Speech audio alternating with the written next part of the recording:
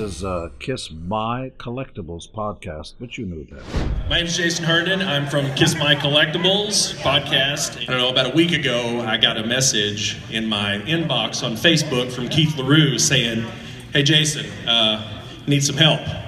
There's a gentleman I need you to interview, if you don't mind, do a Q&A with." And I was intrigued, to say the least. So when he told me who it was, I was taken aback, because I've been a fan of this man my entire life. I'm a drummer. I've drummed since I was 4 years old, and so to be talking to this guy is pretty unreal. So huge influence on me. You know, he was very involved with KISS, which hopefully we'll talk about, and later with David Letterman. And so enough for me. Without further ado, let's introduce Mr. Anton Fig.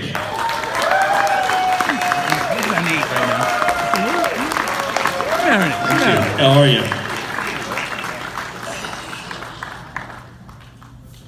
So, I just figured that maybe we'd start out with a few lead questions, and and then we'll get to the audience, and because I'm sure they've got a ton of questions to ask you. So, Anton, why don't you tell us a little bit about how you got into drumming and music in general?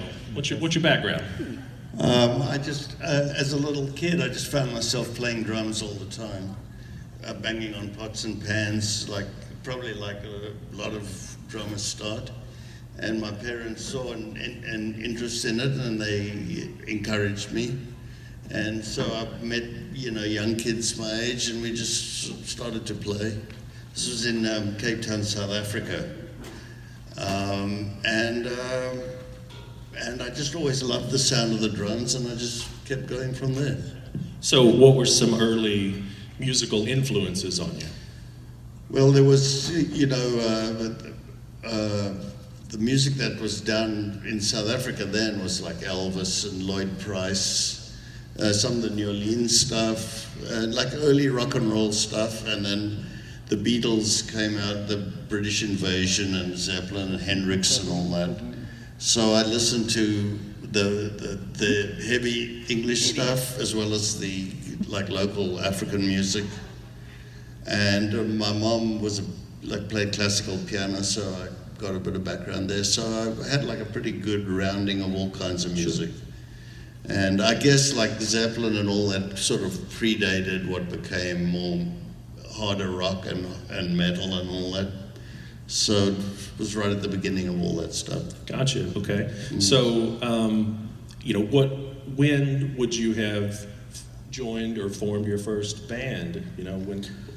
I think I was 8. And then when I was 12, we won the Battle of the Bands, and that's fantastic. It was on the front page of the local newspaper. It was a real small town.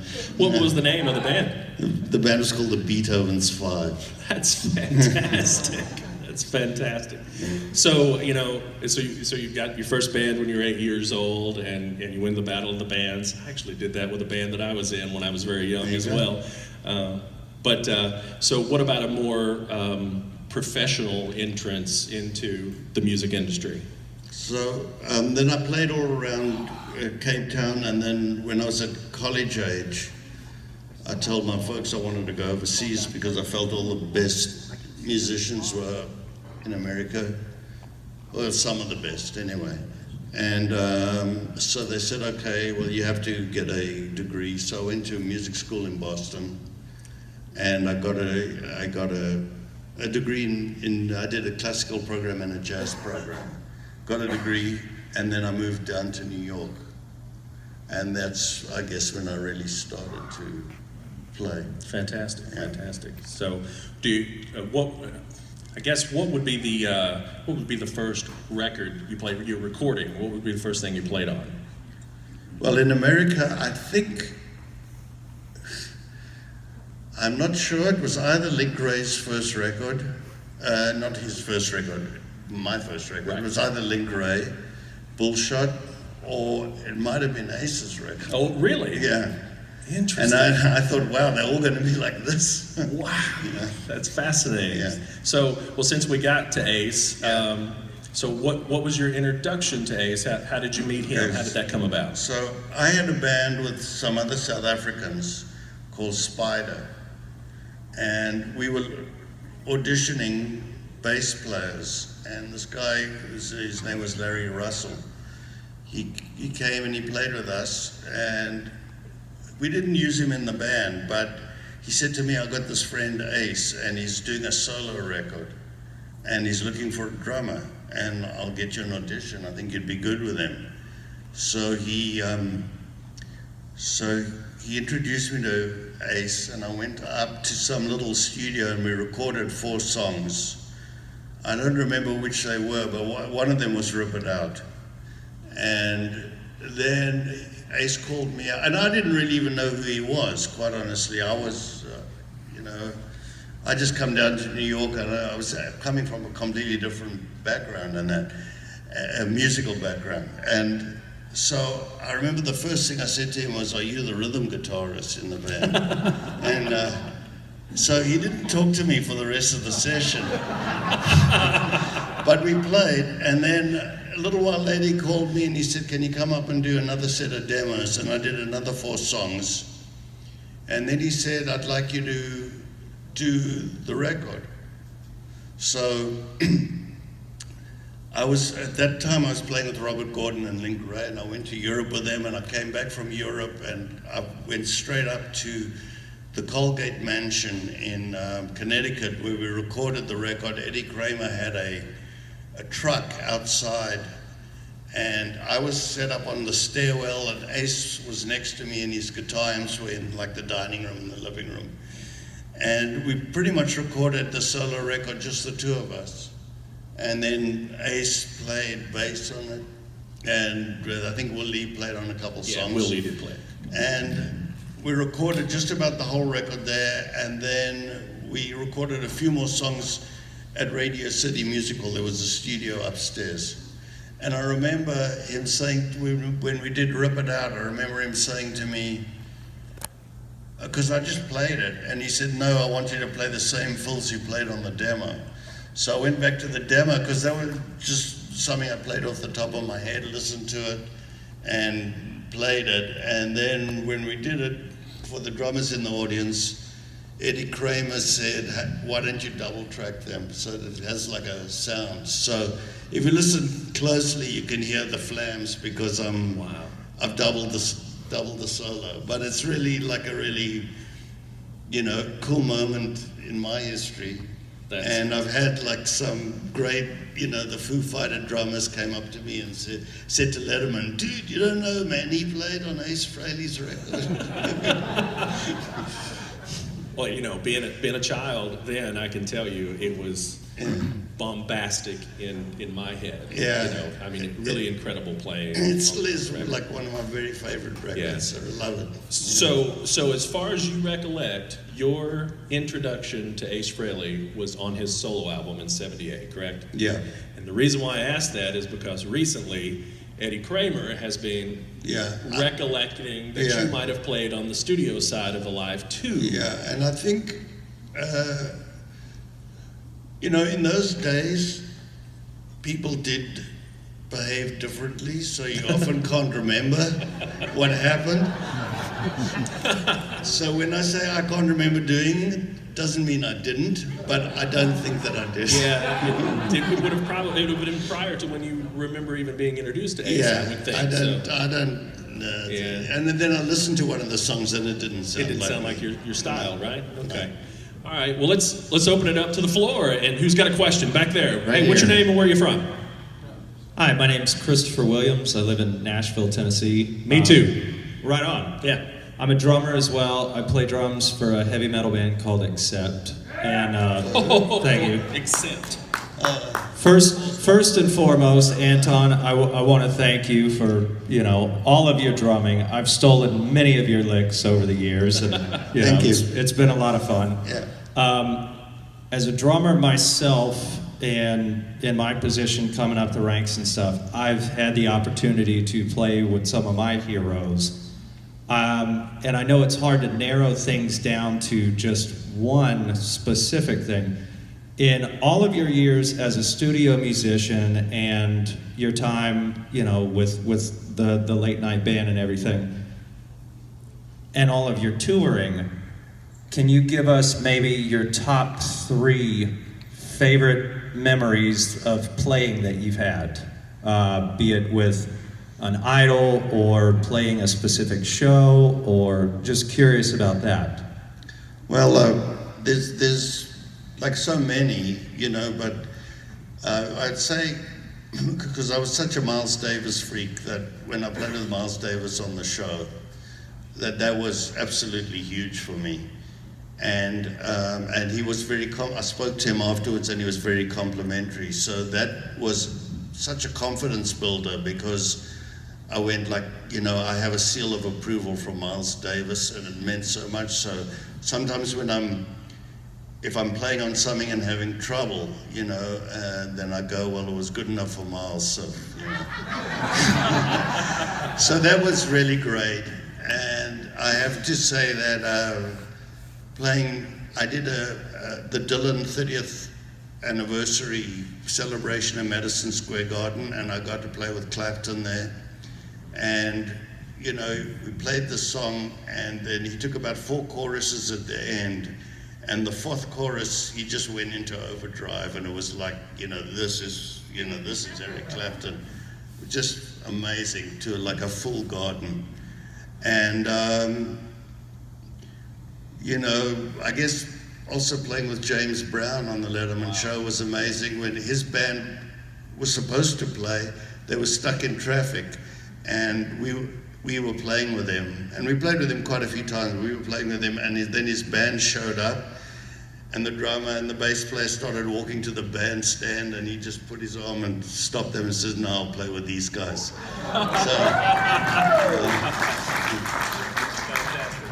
We got another question over here. What's your name and where are you from? Oh, hey. My name's Steven from Kentucky.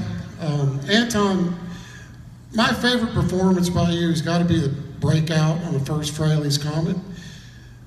The drum is so great on that. Is that something you worked out, or is that improv off the cup, or did you just kind of work that out? Because Ace seems to give you drum solos. Yeah. Rip it out, 2 sides of the coin. Yeah, well, I'll tell you, with the Ace, always let me play how I wanted to play. And in fact, when we did, what was that song on his solo record with the time, Why I Wiped Out, he encouraged me to kind of do stuff. So Breakout was pretty much improvised, just whatever I felt. We might have done a few takes and kind of got the best spots, but it was, just pretty much off the cuff. And I have to say that when I got to play with the other guys, am I allowed to talk about that? You're going to be asked about it, I can assure you. So. Hey, I didn't say anything about it forever until Gene put it in his book, and when they remastered one of the records that had my name on the thing. Otherwise, I never said a word to anybody. But anyway, they never told me how to play. They never said, can you play like this guy, their guy, or anything. They never said anything. So I've always felt like complete freedom to be myself in this setting. So since you opened the can of worms, can you tell us how playing on Dynasty came about? Well, because Ace's record had done so well, it was time they had to go in the studio. And I'm not 1,000% sure of the details, but I think that Peter had broken his arm. So, also, I had a band called Spider that I was telling you about with a bass player. So, thanks. Agreed, yeah. So, we were managed by Bullet Coin as well. Right. So, it became like a pretty close circle, and Ace recommended, I'm sure he did, for me to play on the record. Sure. And that worked out really well, and that was, I Was Made for Loving You did really well. And I didn't play on Dirty Living, that was Peter's song, but I played on the rest. And then when it was time to do Unmasked, then I think they must have broken Peter's other arm, because they asked me to play on that again. That's fantastic. So in the Dynasty sessions, how long was tracking? How long were you in there tracking? I don't remember. You don't remember? You know, I know I think we did it at Electric Lady Studios. Right. And I think that it was the last session they did before they took the board out and they redid the studio. We rehearsed at a place called Britt Row in Long Island City, and they recorded all the rehearsals and would pick out the good parts and all that. So there was a bit of pre-production. Oh, great. You know, Yeah. we didn't just go straight into the studio. And I think the songs were fairly well worked out. And then I just remember like every morning kind of taking the subway down to Electric Lady, recording all day. And then in the nights I was actually recording demos with Spider at Studio B Right. Oh, at Electric Lady. So like, I mean, I was just living the life. yeah, that's you know? fantastic. Yeah. All right, where's the next question? I've got okay, right over here. What's your name? Where are you from? Yeah, my name's Fido Kennington. I'm from Flint, Michigan, and also being a drummer. And I just want to thank you for teaching me a lot through your recordings. And you mentioned, you know, your beginnings in South Africa, and I wonder if you or Spider had ever crossed paths or had any done any shows with Rabbit or with Trevor Rabin. Is there any relationship there? No, not really, because they weren't in Cape Town, they were up in Johannesburg, and also when they got big, I'd already left South Africa. I was already in America when they were big, so we didn't really cross paths. We knew of a band called The Flames, which was Blondie Chaplin and Ricky Fatah, who now plays with Bonnie Raitt, who's been with Bonnie Raitt for a long time, so we knew of them, but not so much Trevor and Rabbit. Got a question in the back? What's your name? Where are you from, man? My name is Michael. I'm from St. Louis. How you doing, Anton? Hi. I just wanted to ask, you just mentioned jazz as one of the places that you did your study. Do you still feel the influence of jazz, even though you're playing rock and got into that side of music more? Because I have always thought that you had a jazz background, me being a drummer myself. Just the way you do your tom work and stuff like that, there's that influence, that inflection that you see in jazz. So do you feel that influenced your playing from that genre? Yeah, I think, you know, I grew up on the English invasion stuff, so that's like Ringo and Charlie Watts and Keith Moon and Bonham and Mitch Mitchell and Ginger Baker, those guys. Now, if you look at Ginger Baker and Mitch Mitchell, they're both pretty jazzy drummers, and both were like really interested in that. So I grew up playing rock, but then I decided I wanted to learn jazz. I liked how it sounded, and I wanted to make me a better musician and a better rock drummer. And I felt what it did was there was a time when I like hit New York where I had the rock sensibility, but with some jazz sensibility as well, and that's what kind of set me apart from some of the other drummers at the time, which is why I got certain gigs that I got. So yeah. One next question, or is this the last one? Hi, Chris from Minnesota. Chris, go ahead. Okay, take two. I was just expanded on some of your influences early on. Could you tell us like some of the American type drummers? I know I was really influenced by a guy named Dino Danelli from the Rascals, and some of those type of guys. Were you influenced by anybody from America like that? Well, I think like Earl Palmer, who played on like all the early Little Richard stuff. You know, he played on thousands of records. Guys like Zigaboo Modellesti from the Meters. That kind of, like some of the funky drummers, you know. There's a ton of really good guys around right now. Guys much younger than me that you know, are playing fantastically well, that I love. I won't go into like all their names here, but you know, yeah, I mean, like the American, You know, I mean, one thing that the English people did was they brought American blues back to America and to the public at large. But you know, you still go back and listen to, like the guy I'm playing with now with Joe Bonamassa, he's like, you know, knows like all about the Howling Wolf repertoire and the Muddy Waters repertoire and the Freddie King repertoire and the B.B. King repertoire and the Albert King repertoire and all that. There's just a ton of, there's just, you know, there's a fantastic music there. American music's great, yeah. Okay, got a question over here. What's your name and where are you from? Vincent from Brooklyn, New York. Hi, Vincent. Yeah. Anton, you spoke earlier about playing on those KISS records, and you didn't talk about it for 30 years or whatever until Gene mentioned it in his book. How did you feel like when I Was Made for Loving You became a big hit, and knowing you played on that, and you didn't say anything, but that would be something great to have on your drum resume for people to have as a point of reference. Yeah, I made an agreement with the guys. Like they said, we'll pay you really well, but you cannot talk about it. And I don't know what it is like nowadays with cell phones and with stuff the way it is. No one can keep a secret anymore. It's like it's nuts. Everything gets out. Everything is leaked. I mean, like we agreed, like you're going to play it, and we're not going to say anything. And so nobody did, and that was the end of the story. I wasn't even tempted, because that was the agreement. And I would have been like, why am I going to screw up their thing?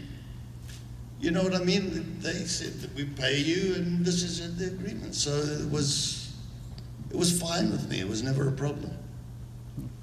Yeah. Last question. Hi, my name is Amy. I'm from Newcastle. First and foremost, I want to let you know my father thinks you're the best drummer of all times. That's not true, but That's how he feels. He loves you.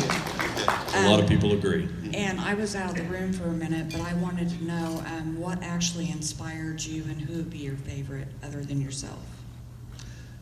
I am definitely not the favorite. I mean, I like Tony Williams. I love his drumming. I love all those English guys that I mentioned.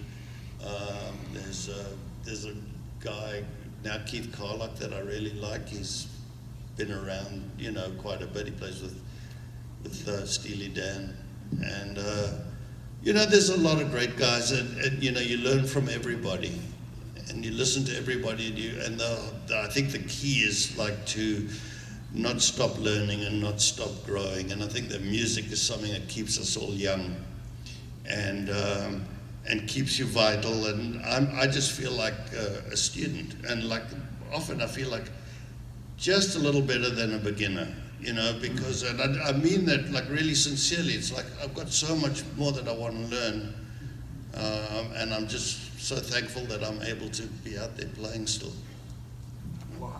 Fantastic. Anton, I hope you understand how renowned and respected you are in the KISS community. You're a true legend to all of us. And ladies and gentlemen, give it up for Anton Fig.